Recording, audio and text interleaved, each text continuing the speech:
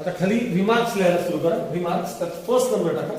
Remarks first number आणि ही line आहे generally the equation of circle is denoted by generally the equation of circle is denoted by s is equal to 0. Generally the equation of circle is denoted by s equals 0. आता हा s कुणाला म्हणतात ते मी तुम्हाला सांगतो. s कुणाला म्हणतात एक example x square plus y square plus 3x plus 4y minus 9 is equal to 0 हे अशा प्रकारचे जे इक्वेशन असतात त्याला जनरल सर्कल म्हणतात. त्याला जनरल म्हणतात. आणि अशा प्रकारचे इक्वेशन असते की नाही x square plus y square is equal to 25 ह्याला स्टँडर्ड सर्कल म्हणतात. तर या इक्वेशन मध्ये पण मी असे करतो -25 इज इक्वल टू 0 काय मिळेल 25 ला LHS मध्ये. तर हा जो एवढा पार्ट आहे ना हा किंवा हा पार्ट या दोघांकरता s चे नोटेशन वापरतो. जसं LHS चा जो पार्ट आहे की नाही त्याला s चे नोटेशन वापरतो. s equal 0 s equal 0. मग याचा उपयोग मला तुम्हाला कुठे करायचा माहिती का पुढे एखाद्या सर्कलला बाहेरून काढले सर्कल स्टँडर्ड जनरल कुठलेही असेल बाहेरच्या पॉइंट मधून काढलेल्या टँजंट सेगमेंटची लेंथ पाहिजे असेल ना ही लेंथ किंवा ही कॉन्ग्रेंट असते त्यावेळेस मला रूट ऑफ S1 असा तुम्हाला फॉर्म्युला सांगायचा. तो कसा येतो काय तो सगळं सांगतो. रूट ऑफ S1 असा फॉर्म्युला मला तुम्हाला सांगायचा.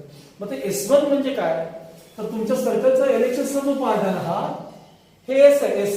मग असं काय S1 म्हणजे तर तो जो बाहेरचा P पॉइंट आहे उदाहरणार्थ 3 - 2 असा पॉइंट आहे P पॉइंट ह्याचे कोऑर्डिनेट्स x1 y1 असतील की तर त्या सर्कलच्या इक्वेशन मध्ये x च्या जागी 3 आणि y च्या जागी -2 रिप्लेस करून येणारा जो पार्ट आहे तो रूट मध्ये घ्यायचा त्याला रूट ऑफ S1 असं म्हणतात.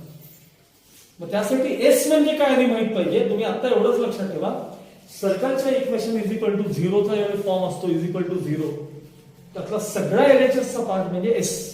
त्यातला सगळा LHS चा पार्ट म्हणजे काय S. सेकंड पॉइंट रिमार्क करा. सेकंड फार महत्त्वाची टर्म सांगणार आहे तुम्ही असे in the equation of circle in the equation of circle in the equation of circle comma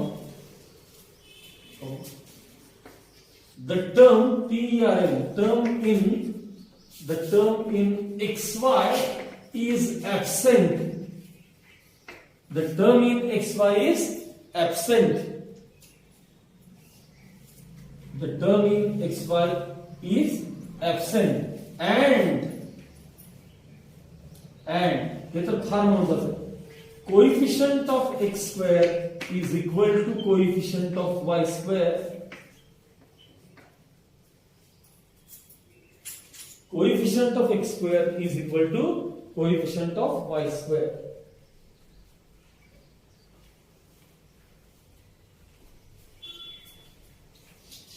म्हणजे ज्या वेळेस तुम्ही सर्कलचं इक्वेशन तयार कराल त्यावेळी ऑब्झर्व तर करायचंच.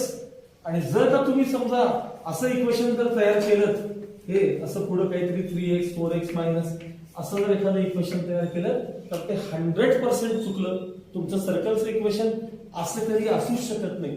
2x स्क्वेअर तर 2y स्क्वेअर यायलाच पाहिजे किंवा नुसतं x square plus y square coefficient 1 तरी असतो किंवा वेगळा असला तर तो दोन्हीकडे सेम तरी असतो. हे मी तुम्हाला प्रॉब्लेम मध्ये दाखवणार. दुसरी गोष्ट सर्कलच्या इक्वेशन मध्ये xy ची टर्म कधी असत नाही. समथिंग xy आलं की चुकलं म्हणून समजायचं आपण 100% आपण चुकलो. Term in xy is always absent.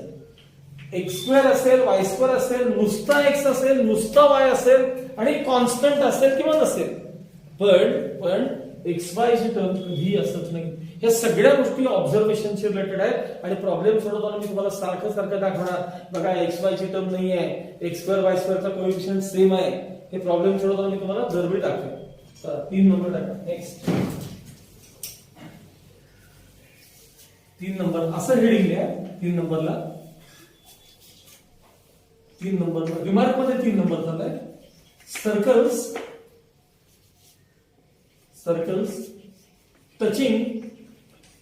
touching x axis and y axis. Circles touching x axis and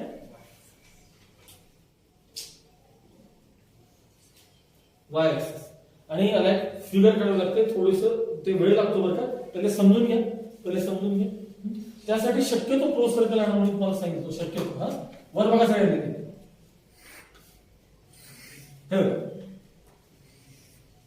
हे सर्कल एक्स ऍक्सिसला टच केले पाहिजे. तिथंच काढलं तरी चालेल. हे पण सर्कल एक्स ऍक्सिसला टच केले, हे पण एक्स ऍक्सिसला टच केले, आणि हे पण काय केले सांगा, एक्स ऍक्सिस. ह्याचा सेंटर समजा एच के मी तात्पुरता लिहिला, एच के, तर याचा सेंटर लिहिताना मला एच आणि मायनस के लिहावं लागेल. कारण तो कुठल्या क्वाड्रंट मध्ये पॉईंट आहे सांगा, फोर्थ क्वाड्रंट मध्ये कसे असतात क्वाड्रंट माहिती आहे ना, प्लस मायनस सगळे साईन नाही घेतात. सेकंड क्वाड्रंट मध्ये कसं असेल सांगा, आणि थर्ड मध्ये कसं असेल, हा सेंटर असा. आणि तुम्हाला मी ग्राफ मध्ये कितीतरी वेळा सांगितलंय, व्हर्टिकल डिस्टन्स पाहिजे असेल तुम्हाला तर नेहमी वाय क्वाड्रंट बघायचं, आणि हॉरिझॉन्टल डिस्टन्स पाहिजे असेल तर एक्स क्वाड्रंट. मी हे आता लास्ट टाइम सांगणार, हा खरंच लास्ट टाइम सांगणार आता, त्याच्यापुढे अजिबात नाही म्हणजे अजिबात नाही. 1 2 3 1 2 एक्झाम्पल बघून पण कंटाळा असेल तुम्हाला. 1 2 3 4 हा जो पॉइंट आहे की नाही बघा, हा इथं आहे, सांगा पी पॉइंट. ह्याचं कोऑर्डिनेट सांगा 3 4, म्हणजे पॉइंट पी चे कोऑर्डिनेट 3 4 आहे. समजा मला हे डिस्टन्स पाहिजे, म्हणजे उभं डिस्टन्स पाहिजे, हे डिस्टन्स पाहिजे असेल तर मी इथं मोजणार की नाही सांगा, का इथं मोजणार नाही ना. मग हे डिस्टन्स उभं असतं, इथं मोजायचं. मग इथं मोजायचं म्हणजे हा नंबर काय तुम्हाला सांगा, 4. आणि म्हणजे हा तेच आहे ना, मॉड ऑफ वाय कोऑर्डिनेट आहे की नाही. तर मॉड ऑफ वाय कोऑर्डिनेट का, इकडे कधी आलं तर मी -4 लिहू डिस्टन्स -4 असं म्हणू का कधी मी नाही ना, म्हणून मॉड म्हणायचं बस, बाकी काय. म्हणजे ज्या वेळेस तुम्हाला व्हर्टिकल डिस्टन्स पाहिजे असेल त्यावेळी मॉड ऑफ वाय कोऑर्डिनेट. आणि मला समजा हे जर हॉरिझॉन्टल, हे आडवं असं असेल, हॉरिझॉन्टल डिस्टन्स पाहिजे असेल तर हे डिस्टन्स तुम्ही इथं मोजा ना. मग इथून इथं डिस्टन्स किती आहे, 3 युनिट्स आहे. 3 नाही आहे रे, त्याचा मॉड ऑफ एक्स कोऑर्डिनेट आहे. आता जर का परत जर कधी आलं आणि मग असं आणि असं केलं की नाही, नंतर असं करा, लक्षात ठेवा. ते आता इतक्या वेळा समजून झाले, लक्ष द्या. व्हर्टिकल डिस्टन्स म्हणजे काय सांगा, मॉड ऑफ वाय कोऑर्डिनेट, आणि हॉरिझॉन्टल डिस्टन्स सांगा. आता चुकायचं नाही, विसरायचं नाही. आता हे कितव्यांदा समजून झालं सांगा, हे ऐकलं ना, कंटाळा आला ना ऐकून आता, हे लक्षात ठेवा. आता यातलं मला सांगायचं काय होतं, लक्षात. ज्या वेळेस एखादं सर्कल एक्स ऍक्सिसला टच करतो की नाही, टच करतो एक्स ऍक्सिसला, मी दोन्ही फिगर एकदम करतो, मग कळेल तुम्हाला. जरा थांबा, दोन्ही फिगर एकदम करतो. हा आता पुढची फिगर बघा सगळ्यांनी, ही तुमची कोऑर्डिनेट सिस्टीम. आता हे जे सर्कल आहे की नाही, आता जे मी काढतोय ते सर्कल, हे वाय ऍक्सिसला टच करणार सर्कल. कोणाला सांगा, वाय ऍक्सिसला टच करतो. हे पण सर्कल वाय ऍक्सिसला, लहान मोठं काढा, काही बिघडत नाही. हे देखील सर्कल वाय ऍक्सिसला टच करते, हे देखील सर्कल वाय ऍक्सिसला टच करते. इथं तुमचे एच के असतील कोऑर्डिनेट सर्कलचे, इथं पण काय असेल सांगा, -HK असतील, इथं -H -K असतील, इथं HK असेल, H मायनस. थांबा लक्ष. यातल्या कोणत्याही केसमध्ये सर्कलची जर तुम्हाला रेडियस पाहिजे असेल, रेडियस, तर ही रेडियस आहे की सांगा, म्हणजे हे व्हर्टिकल डिस्टन्स आहे की सांगा. आणि कुणाचे व्हर्टिकल डिस्टन्स कसं मोजतात, मॉड ऑफ वाय कोऑर्डिनेट. म्हणजे इथं जो काय वाय कोऑर्डिनेट असेल तो, आता मी मॉड का सांगतोय तर इथं सांगा बरं मला, हे डिस्टन्स सांगा बरं. तुम्ही इकडे बघणार आणि आन्सर मायनस मध्ये सांगणार, रेडियस मायनस सांगणार त्याची, मग मॉड ऑफ मायनस की सांगा ना, म्हणजे ते आन्सर पॉझिटिव्ह होणार तुमचं. म्हणून हे चारी फिगर्स आणि ते कन्सेप्ट साठी मी तुम्हाला मॉडेल्स टर्म सांगतोय. आता समजा मला या केसमध्ये वाय ऍक्सिसला टच करणार सर्कल, आता ती रेडियस इथं तर बघून कळणार नाही, कारण हे अंतर गेलं की कळा माहिती आम्हाला. त्यापेक्षा असं करा ना, ती रेडियस इथं बघा ना, अशी बघा ना, ती रेडियस करा शेवटी. म्हणजे तुम्हाला हॉरिझॉन्टल डिस्टन्स पाहिजे की नाही सांगा. मग हॉरिझॉन्टल डिस्टन्स म्हणजे काय सांगितलं आता मी, मॉड ऑफ एक्स कोऑर्डिनेट. आणि व्हर्टिकल डिस्टन्स म्हणजे थोडक्यात जर सर्कल वाय ऍक्सिसला टच केलं तर मॉड ऑफ एक्स कोऑर्डिनेट सांगायचं, बरोबर उलट सांगायचं रे. आणि सर्कल जर एक्स ऍक्सिसला टच केलं तर मॉड ऑफ वाय कोऑर्डिनेट सांगायचं, मॉड ऑफ वाय कोऑर्डिनेट. म्हणजे अशा फिगर्स जर तुम्हाला कधी आल्या आणि ज्यावेळी तुम्हाला सर्कलची रेडियस पाहिजे असेल प्रॉब्लेम मध्ये, तुम्हाला सांगतो एक्सरसाइज सोडवताना सारखं मी विचारणार ह्याची रेडियस किती आहे, त्याचा सेंटर काय आहे, इक्वेशन असं असणार. मग रेडियस मिळवण्यासाठी तुम्हाला हे सगळ्या गोष्टी माहित पाहिजेत. जर सर्कल एक्स ऍक्सिसला टच केलं तर त्या सर्कलची radius mod of Y coordinate of centre आणि सर्कल जर वाय ऍक्सिसला टच केलं तर त्याची radius mod of X coordinate of centre. त्याच्या खालच्या त्या दोन लाईन्स असतील. आधी फिगर काढून व्यवस्थित फिगर काढून.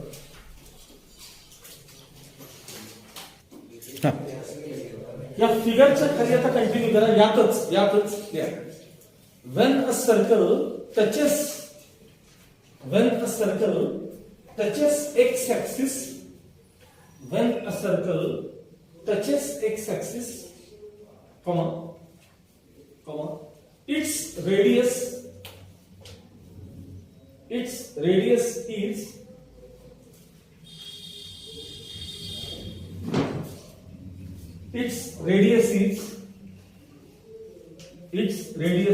असं लिहायचं बघा, मॉड्युलस ऑफ, आम्ही एक्स ऍक्सिस शब्द वापरला ना आता, तर mod of Y coordinate,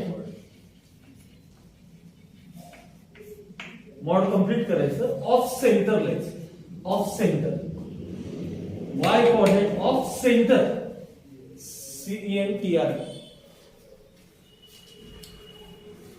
Y coordinate of centre. आता दुसरी लाईन तुम्ही तयार करा, अशी स्वतः तयार करा, अशी तुम्ही स्वतः तयार करा दुसरी line. when a circle touches y axis, its radius is बरोबर, mod of x coordinate of center, mod of x coordinate of center.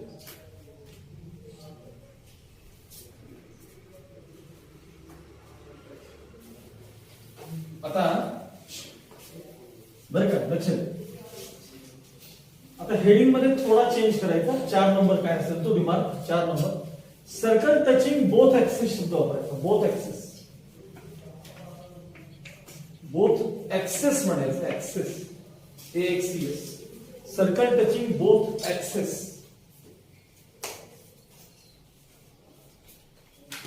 ऐकून घ्या. आता नुसतं एक्स ऍक्सिसला किंवा नुसतं वाय ऍक्सिसला टच करत होतं. आताच सर्कल कसं करणार माहिती का, ते जरा काढायला त्रास होतो ना काही फिगर काढायला, पण समजून घ्या. वर लक्ष द्या, पूर्ण लक्ष द्या. आधी वर बघा, हे बघा, दोन्ही ऍक्सिसला याला पण आणि याला पण टच केलं पाहिजे. ऍक्च्युली ते चारही कॉम्पोनंट सारखे लागतात तर काय आपल्याला, तरच ते शक्य असतं. चारही कॉम्पोनंट, ह्याच्यात लहान मोठं चालत नाही, चारही कॉम्पोनंटच पाहिजे. त्याचं कारण सांगतो, ऐका. आता इथं कधी सेंटर HK नसतोय, कधी, का सांगू, H आणि K दोघं सेम लागतात. म्हणजे आता सेंटर याचा AA म्हणायचा, AA. त्याचं कारण सांगतो तुम्हाला, ऐकून घ्या, म्हणून ऐकून घ्या, आधी ऐकून घ्या. याला -AA म्हणूया आपण, ह्याचा सेंटर, ह्याचा सेंटर -A आणि याचा सेंटर A-A. असं का सर, A का HK काय नाही मला सर? तर ऐकून घ्या, इथं सर्कल दोन्ही ऍक्सिसला टच करत असल्यामुळं हे डिस्टन्स आणि हे डिस्टन्स वेगळं असू शकत नाही. कारण इथं रेडियस वेगळी, इथं रेडियस वेगळी असते का कधी? सर्कलची रेडियस इथं वेगळी, तिथं वेगळी अशी असते का? नाही ना. मग ही जर रेडियस पाहिजे असेल तर तुम्हाला मॉड ऑफ वाय कोऑर्डिनेट, आणि ही रेडियस पण मॉड ऑफ एक्स कोऑर्डिनेट, आणि ही रेडियस सेम आहे, म्हणजे हे दोन्ही कोऑर्डिनेट सेम पाहिजेत. साइन त्यांच्या क्वाड्रंट नुसार चेंज होणारच रे. आता इथं मी A लिहून चालेल का? इथं मायनस प्लसच पाहिजे, इथं मायनस मायनसच पाहिजे, इथं प्लस मायनसच पाहिजे. मग या 40 सर्कल्सची रेडियस काय सांगा? A युनिट्स आहे. ह्याची पण A, ह्याची पण A, ह्याची पण A, ह्याची पण A युनिट्स आहे. आणि पण या सगळ्यांचं इक्वेशन मात्र कसं असेल? आता बघा, ह्याचं बघा, नीट लक्षात. या 40 सर्कलचं इक्वेशन काय असतील? या सर्कलचं इक्वेशन आहे, सेंटर माहितीये, रेडियस माहितीये. पहिला थेरम किंवा पहिली प्रॉपर्टी सांगा, सेंटर माहितीये, रेडियस माहितीये. मग सर्कलचं इक्वेशन असतं, मी इथं लिहितो पहिले, x minus h bracket square plus y minus k bracket square equals a square. मग यातल्या पहिल्या सर्कलचं इक्वेशन सांगा, इथं बघून सांगा, x minus a bracket hk लिहून बघायच्या खाली hk लिहून बघायचं plus y minus a bracket square is equal to a square. आता दुसऱ्याच आहे बघा क्वाड्रंट नुसार ह्याचं इक्वेशन सांगा. ह्याचं equation x plus a bracket square x minus minus a hk रहते hk इथं रिप्लेस करा x minus minus a bracket square plus y minus a bracket square is equal to a square. तिसऱ्याचं equation सांगा बघा hk चे इथं replace करा hk चे इथे x minus minus plus a bracket square y minus minus plus a bracket square is equal to. चौथ्याचं equation सांगायचं x minus a bracket square plus y minus minus plus a bracket square is equal to a square. तुम्हाला काय काय लिहायचं आहे आता? पहिलं heading circles touching both axes, त्यानंतर ही फिगर, त्यानंतर ही figure. The equations of these circles are चारही नंबर्स 1 2 3.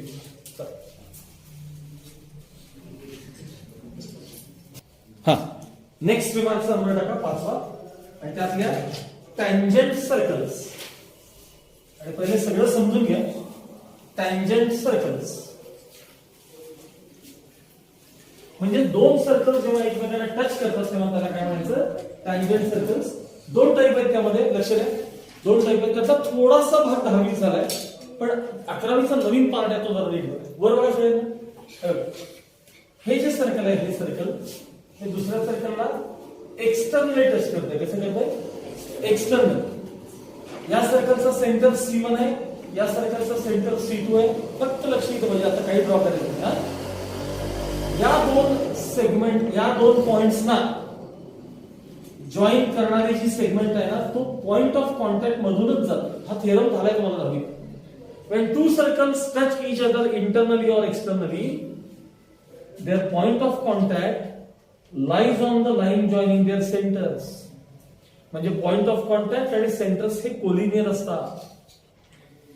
आणि दुसरी जी केस आहे, आता म्हणजे फिगर चुकणार थोडी ड्रॉ करताना, पण तुम्ही व्यवस्थित करा.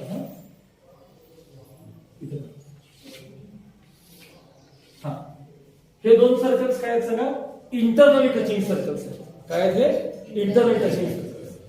ह्याचा सेंटर इथं आहे C1, ह्याचा सेंटर इथं आहे C2.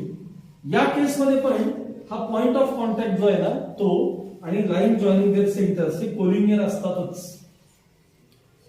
समजा हा इथं P पॉइंट ऑफ कॉन्टॅक्ट आहे आणि इथं देखील हा P पॉइंट ऑफ कॉन्टॅक्ट आहे. या सर्कलची रेडियस R1 आहे आणि या सर्कलची रेडियस काय? R2 आहे.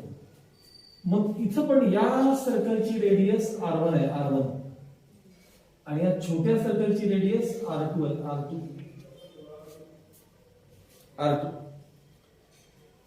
तर या पहिल्या केसमध्ये फर्स्ट केसमध्ये distance between there centre C1 C2 हे R1 प्लस R2 इतके असते, सम ऑफ देअर रेडियस. आणि दुसऱ्या केसमध्ये distance between C1 and C2 is distance between C1 C2 is mod of R1 minus R2. आता हे मॉड काय तुम्हाला नंतर सांगणार. काय असतं? आता मी फिगर काढताना इथं रेडियस मुद्दाम म्हणून मोठी दाखवली. प्रॉब्लेम सोडवताना तुम्हाला इक्वेशन दिलेलं असतं रे सर्कलचं. त्यावेळी इक्वेशन दिलं असतं. कोणाची रेडियस, दोन इक्वेशन दिले असतात तुम्हाला आणि चेक करायचं असतं की हे दोन सर्कल्स इंटरनली का एक्सटर्नली टच करते, चेक करायचं असतं आपल्याला. मग त्यावेळेस कोणती रेडियस मोठी आहे कोणती रेडियस लहान आहे आपल्याला काही माहित नसतं. मग त्यावर mod of R1 minus R2. मग डिफरन्स आतमध्ये कुठे गेला? आतमध्ये डिफरन्स भले पॉझिटिव्ह येऊ दे निगेटिव्ह येऊ दे, बाहेर येताना आन्सर काय आहे? कारण की डिस्टन्स आहे. हे काय सांगा? डिस्टन्स आहे. ते इक्वेशन वरती असतं. सर्कलचं फिगर नसतं तुम्हाला कायम. इक्वेशन सारखं इक्वेशन देणार तुम्हाला सर्कलचं. पहिल्या सर्कलचं बघितलं पहिलं रेडियस सांगता आली पाहिजे, दुसऱ्याला पहिलं रेडियस सांगता आली, त्याची मी प्रॅक्टिस करून घेतो. हे फक्त mod of R1 minus R2. आणि समजा नको असेल मॉड तर मोठ्या रेडियस मधून लहान रेडियस मायनस करा, एवढं डोक्यात ठेवा. हे झालं. हे C1 C2 हे डिस्टन्स पाहिजे असेल तर मोठ्या रेडियस मधनं लहान रेडियस काय करा? मायनस करा. हे तुम्हाला 10वी पर्यंत झालंय, मलाही माहिती. मेन पार्ट असा आहे पहिल्या केसमध्ये म्हणजे सर्कल ज्यावेळी एक्सटर्नली टच करतात तेव्हा their point of contact P divides segment C1 C2 internally in the ratio R1 is to R2. काय म्हणलं तर बघा, किती साधा विचार आहे बघा. मला सांगा डिस्टन्स C1 C2 ह्याला P पॉइंट न कोणत्या रेशो मध्ये डिवाइड केले सांगा? R1:R2 रेशो मध्ये. आता थोडस 9th स्टँडर्ड आठवा, इव्हन 10वी पण आठवा. लक्षात समजा A चे कोऑर्डिनेट्स तुम्हाला 2 3 दिलेत, B चे कोऑर्डिनेट्स तुम्हाला -4 3 दिलेत. P पॉइंट असा आहे XY जो तुम्हाला शोधायचा आहे, ज्यानं AP:BP हा रेशो 2:3 दाखवलाय. सेक्शन फॉर्म्युला मी असं शिकवायचं बघा, mx2 + mx1 / m + n. आठवलं का? 10वीतला सेक्शन फॉर्म्युला आठवला का? पॉइंट P न सेगमेंट AB ला कोणत्या रेशो मध्ये डिवाइड केले? 2:3. आता विचार करा, या केस मध्ये समजा या सर्कलची रेडियस 2 आहे, समजा या सर्कलची रेडियस 3 आहे, समजा म्हणजे ह्याचे सेंटरचे कोऑर्डिनेट्स माहित असतात. कसे माहित असतात? ते सर्कलचे इक्वेशन बघितल्यावर कळतात कसे माहित असतात. ह्याचे कोऑर्डिनेट्स माहित असतात, ह्याचे विचारलेले असतात. मग हाच पार्ट ठिकाण नाही की वेगळा असा. काय वेगळं आहे का मी काय सांगायला बोलतो? फक्त C1 C2 आहे, बाकी काही नाही. P पॉइंटने या सेगमेंट C1 C2 ला कोणत्या रेशो मध्ये डिवाइड केलंय? R1:R2. ही एका सर्कलची रेडियस आहे, ही दुसऱ्याची रेडियस आहे. मग हे कुठल्या रेशो मध्ये डिवाइड केलंय? R1:R2. दुसऱ्या केस मध्ये, ह्या केस मध्ये सर्कलचं सेंटर माहित असतं तुम्हाला. मग समजा इथं A पॉइंट आहे, इथं B पॉइंट आहे, आणि तो इथं P पॉइंट आहे XY जो तुम्हाला विचारलेला असतो. तो पॉइंट आहे ना, या सेगमेंट AB ला R1:R2 या रेशो मध्ये एक्सटर्नली डिवाइड करतोय, बाहेर आहे बाहेर, आणि हा इंटरनली डिवाइड करतोय. हा कुठं करतोय बघा, नीट आहे का? सर्कल्स एक्सटर्नली टच करतात. काय म्हणतो मी? सर्कल्स एक्सटर्नली टच करतात, पण point of contact internally divide करतोय. इथं सर्कल्स इंटरनली टच करतात, पण point of contact externally divide करतोय त्या सेगमेंट C1 C2. आता हे कसं वापरतात, काय वापरतात, मी सगळं प्रॉब्लेम मध्ये दाखवतो. फक्त हे मी सांगेल तेवढं आता लिहून ठेवायचं. आधी 2 फिगर्स करायचे. आपण हेडिंग असं लिहिलं, काय लिहिलं सांगा हेडिंग? टँजंट सर्कल्स असं लिहिलं.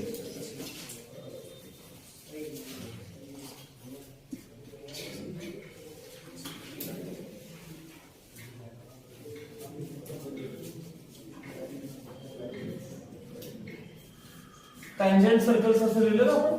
आणि ह्या दोन्ही फिगर्स करणं फक्त काढून ठेव.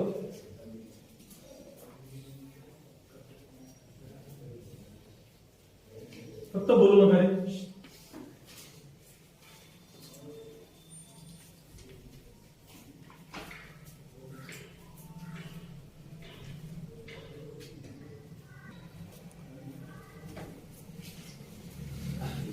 परत सांगतो. असं सांगितलं, लक्षात. when two circles touch each other, लिहायचं आहे तुम्हाला. when two circles touch each other externally, तो शब्द हायलाइट करा. the distance between their centers is given by, आणि मग खाली लिहायचं distance C1 C2 equals R1 plus R2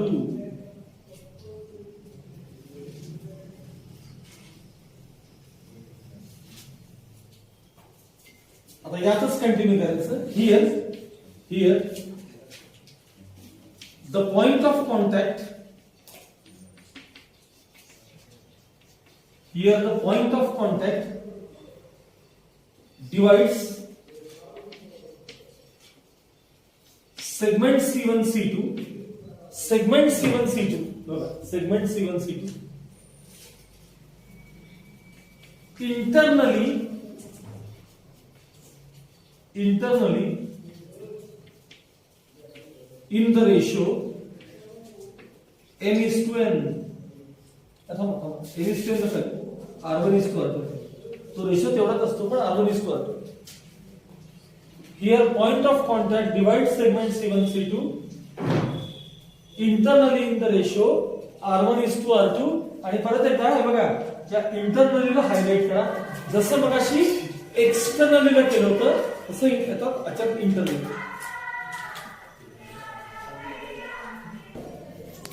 next line.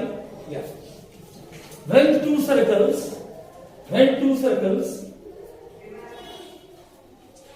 touch each other internally, when two circles touch each other internally, इथं या केसमध्ये इंटरनल आहे, comma, distance between their centers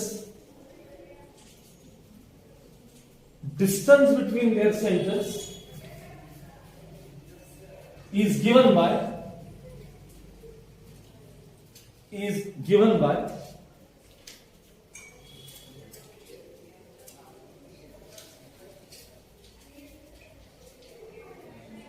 फक्त एवढा चेंज करायचा, mod of r1 minus r, mod of r1 minus r, distance even C2 equals mod of r1 minus r, हे same असेल.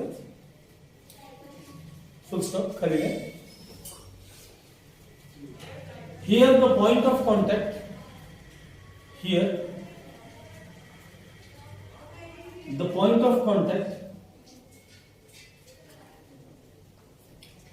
divides segment C1 C2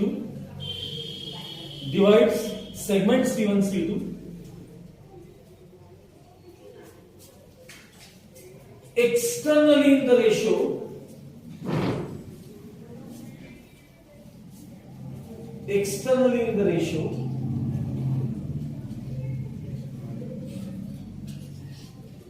R1 is to R2 आणि एक्सटर्नलीला highlight करा. Externally या शब्दाला काय करा, highlight करा. आता हे कसं वापरतात हे सगळं मी प्रॉब्लेम मध्ये तुम्हाला दाखवेनच, प्रॉब्लेम मध्ये सगळं कळतच, पण वेळ मिळेल तेव्हा रिमार्क्स सारखे वाचत राहायचे. आता शेवटचा रिमार्क आहे आणि मग पुढे उद्यापासून आपण एक्सरसाइज करू. आता लास्ट रिमार्क या हेडिंग असेल, लास्ट रिमार्क नंबर 6 असेल ना, 6 असेल या, नंबर 6 द्या. रिमार्क नंबर 6 असेल position of a point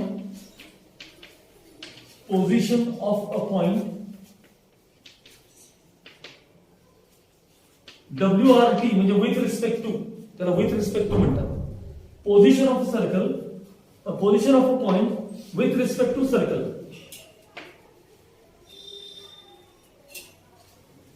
Position of a point with respect to circle. लक्ष द्या.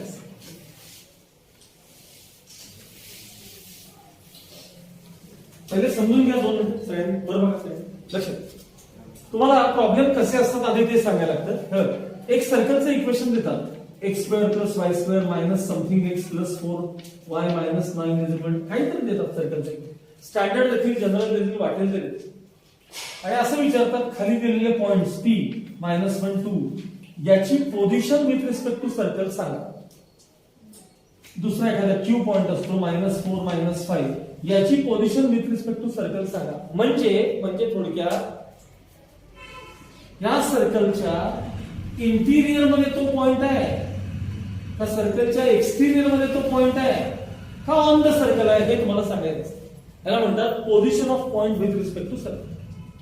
तो पॉइंट सर्कलच्या आत आहे का बाहेर आहे का ऑन द सर्कल आहे. सर तुम्हाला कशाला लागतं, म्हणजे तुम्हाला आपल्याला कशाला लागतं, तर जर सर्कलवर पॉइंट असेल तर तिथं एकच टँजंट काढता येते. मग तुम्ही ठरवू शकता आपण किती टँजंट काढू शकतो. जर सर्कलच्या बाहेर पॉइंट असेल तर तिथं 2 टँजंट काढता येतात सर्कलला, आणि जर आत असेल तर एकही टँजंट काढता येत नाही. मग how many tangents can be drawn हे एमसीक्यूजला प्रश्न असतात. मग त्यासाठी तुम्हाला हे कळलं पाहिजे तो पॉइंट त्याची पोझिशन सर्कलच्या आत आहे का सर्कलच्या बाहेर आहे का ऑन द सर्कल आहे.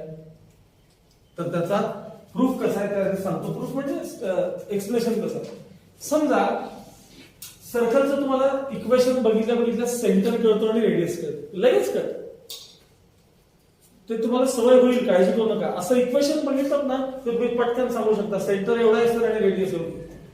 जरा थांबा, उद्याच कळेल तुम्हाला. आता हा तुमचा सेंटर आहे सी समथिंग आणि तुम्हाला पॉइंट हा दिलाय, हा तो आत आहे का बाहेर आहे तुम्हाला ओळखायचं. समजा मी म्हणतो, समजा तो जर पॉइंट आत असेल सर्कलच्या, तर डिस्टन्स सीपी हे रेडियस पेक्षा कमी असेल का जास्त असेल, अर्थात कमी. आणि हे सोडवून तुम्हाला जी कंडिशन मिळेल ना ती प्रॉब्लेम मध्ये वापरायची. थांबा पुढचं दाखव. समजा पी पॉइंट आहे, हा पी पॉइंट सर्कलच्या बाहेर असेल तर आता डिस्टन्स सीपी रेडियस पेक्षा जास्त का रेडियस पेक्षा कमी? अर्थात जास्त. आणि जर सर्कलवर तो पॉइंट असता तर आता डिस्टन्स सीपी काय असेल सांगा? इक्वल टू रेडियस असेल. मग या तिघांमधून तुम्हाला कळतं त्या पॉइंटची पोझिशन काय आहे, या तिघांमधून कळतं. आणि आता ह्याच्यात तुम्हाला ते S1 S2 लागणार आहे लक्षात ठेवा. आता त्यात मी मगाशी जे ते म्हणलं ना एस सर्कल, आता ह्याच्यात ते लागणार आहे, याच पॉइंटला लागणार आहे. पहिल्यांदा मी सांगतो अशी एक छोटी फिगर ड्रॉ करून घे. फार पण मोठं करू नका. Position of a circle, position of a point with respect to circle असा आधी हेडिंग आहे.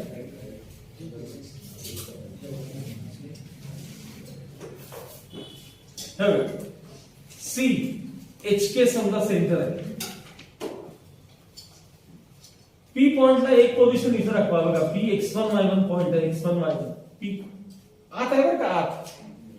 एक पोझिशन इथं दाखवा पी x1 y1, एक पोझिशन इथं दाखवा पी x1 y1. तोच पॉइंट तीन ठिकाणी दाखवला. असं असेल तर काय, असं असेल तर काय, आणि असं असेल तर काय?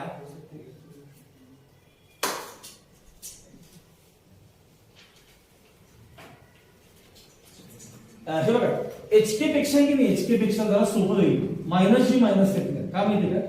जनरल सर्कलला तो सेंटर असतो म्हणून हे बरं पडतं.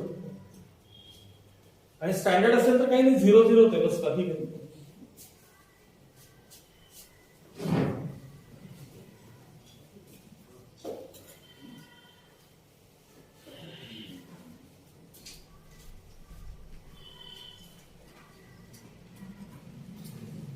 जिथं जागा असेल तिथं लिहायला सुरू करा. जिथं जागा असेल तिथं. Consider the equation of circle. Consider the equation of circle. आणि ते खाली लिहा. x² + y² + 5gx + 5fy + c = 0. सर्कलचा general form हा नेहमी असा असतो. x² + y² + 5gx + 5fy + c = 0. सांगा अशा सर्कलचा सेंटर काय असतो रे? काल लिहून दिले बघा. सेंटर काय असतो रे? -g. त्याला सेंटरला c नाव दे. -g -f असतो. आणि रेडियस काय असते? ते route of g² + x² - c असते. ती कशी असते मी काल तुम्हाला दाखवलेली आहे. पुन्हा प्रॉब्लेम मध्ये दाखवेन, काळजी करू नका. Route of g² + x² - c ही तुमची काय सांगा? रेडियस आहे. आता समजा ती पॉइंट आतमध्ये असेल तर काय, ऑन द सर्कल असेल तर काय, आणि बाहेर असेल तर काय लिहा. when point P lies in the interior, highlight करा interior of circle. When point P lies in the interior of circle, when point P lies in the interior of circle, विचार करून सांगा डिस्टन्स CP कसं असेल? Distance CP radius पेक्षा कमी का radius पेक्षा जास्त का इक्वल टू रेडियस? त्याला हायलाइट केलं. पॉइंट आत आहे का बाहेर? मग हे डिस्टन्स रेडियस पेक्षा कमी असेल की नाही? Distance CP is less than R. झालं? आता मला हे बघा 2 मिनिटं ऐका.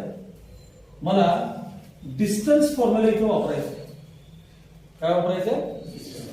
मग मला त्यातलं रूट नको आहे, मग स्क्वेअर करा. मग रूट नको आहे ना, मग स्क्वेअर करा. लिहा देअरफॉर डिस्टन्स CP चा स्क्वेअर लेस दॅन r².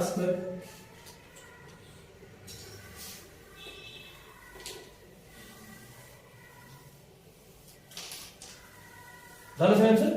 आता मला सांगा C आणि P कडे बघून डिस्टन्स फॉर्म्युला वापरा रे. हे बघा ह्याच्याकडे बघून डिस्टन्स फॉर्म्युला वापरा. First minus first bracket square plus second minus second bracket square. Distance formula बघा. x1 minus g bracket square plus y1 minus f bracket square. हा r². मला r बघून सांगा तुमच्याकडे काय आहे? तुमच्याकडे r काय सांगा बघू. Root of G square plus F square minus C, त्याचा स्क्वेअर सांगा.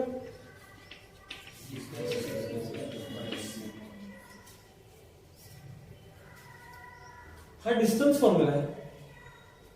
हे रेडियसचा स्क्वेअर इथे तुम्हाला बघा वहीत रेडियस किती लिहून दिले बघा.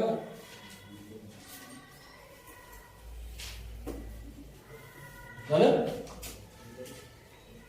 हा आता हे बघा, हे सोडवून द्यायचं आहे मला. ब्रॅकेट स्क्वेअर करायचं. चला, first term square x1 square, दोघांचा product double twice gx1, last term square g square plus y1 चा square plus twice fy1 plus f square less than g square plus f square minus c.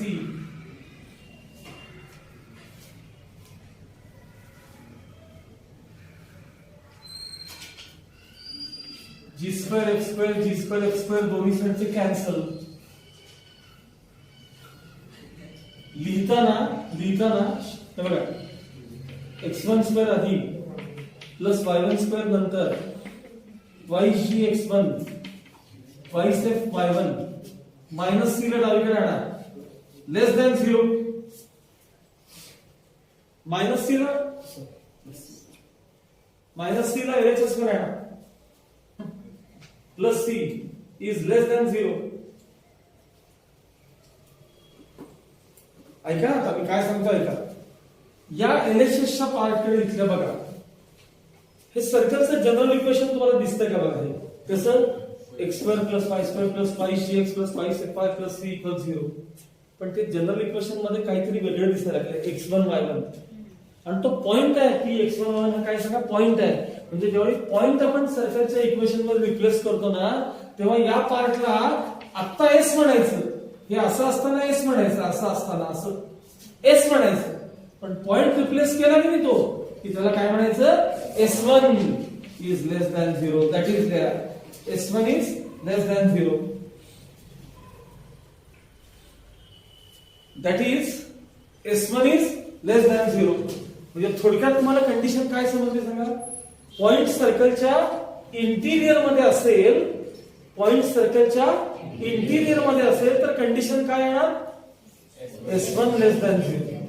Point सर्कलच्या interior मध्ये असेल तर condition काय येणार, s1 म्हणजे काय सांगा मला. s1 म्हणजे सर्कलच्या इक्वेशनच्या LHS मध्ये तो पॉइंट जो सांगतात ना प्रॉब्लेम मध्ये, हा कुठे आहे बघा, तो कुठे आहे बघा, तो पॉइंट रिप्लेस केला की त्याला s1 म्हणायचं.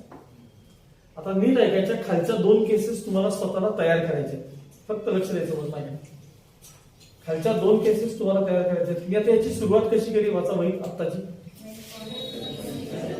When point P x1 y1 lies in the interior of the circle, comma, त्यावेळी डिस्टन्स CP काय होतं, लेस दॅन आर होतं की नाही. आता समजा पॉइंट P बघा इथे बघा यार, समजा पॉइंट P सर्कलच्या बाहेर गेला तर कंडिशन काय येणार. कंडिशन सांगा, डिस्टन्स CP तुमचा होईल बघा. Distance CP is greater than radius. Point बाहेर येणार, मग CP डिस्टन्स रेडियस पेक्षा जास्त असणार. बाकी सगळं तेच की नाही, डिस्टन्स फॉर्म्युला तो सगळं तेच, स्क्वेअरिंग बोथ साइड तेच, सगळं तेच. इकडे पण तेच. हे बघा इथं ती असं चेंज होणार बघा, इकडे बघा असा चेंज होणार, असा चेंज होणार, इकडे बघा असा चेंज होणार, इकडे बघा असा चेंज होणार. जर कंडिशन मिळाली तुम्हाला दुसरी काय मिळाली सांगा. पॉइंट P जर एक्सटिरियर मध्ये असेल तर काय होणार सांगा, s1 इज, हे स्वतः लिहायचं बरं तुम्हाला आज सगळ्यांनी. हा स्वतः लिहायचं आहे. उद्या वहीत बघतो नाही तर धुतो सगळे त्याला. तिसरी कंडिशन वाचा बरं. काय म्हणणार मी, when point P lies on the circle. मग ऑन द सर्कल असेल तर distance CP is equal to काय येणार, distance CP is equal to radius ना. आता काय लहान मोठं होणार आहे का, इक्वल्स रेडियस येणार. म्हणजे त्या सगळ्या कंडिशन मध्ये आपण सगळीकडचं साईन काय येणार, equal to equal to equal to equal to. काय कंडिशन तयार झाली बघा, s1 इक्वल्स 0. या राहिलेल्या दोन कंडिशन्स सगळ्यांनी स्वतः लिहून घ्यायच्या आणि लिहून उद्या येताना ते तयार पाहिजे.